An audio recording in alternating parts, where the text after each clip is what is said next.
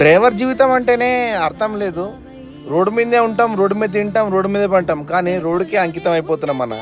ఈ బెంగళూరు సిటీలో ఈ ట్రాఫిక్ 1 అవరు మేము బండి నడిపి వెనక కూర్చున్న వాళ్ళే వాళ్ళకే బోరింగ్ అయిపోతుంది. ఎంత యాస్టగా వస్తుంది అంటే అంత యాస్టగా వస్తుంది.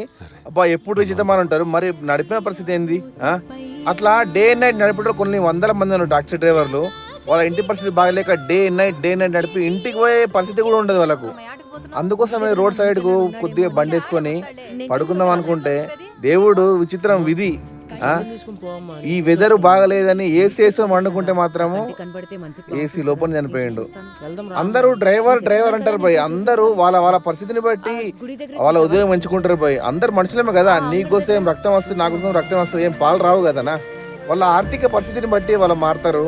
తెలుసు ఈ డ్రైవింగ్ ఫీల్డ్ చావు పక్కా రోడ్డు మీద ఉంటుంది తెలుసు, కళ్ళ ముందటే వస్తుంది చావు మాత్రము. దయచేసి అందరు డ్రైవర్ జాగ్రత్త అన్న.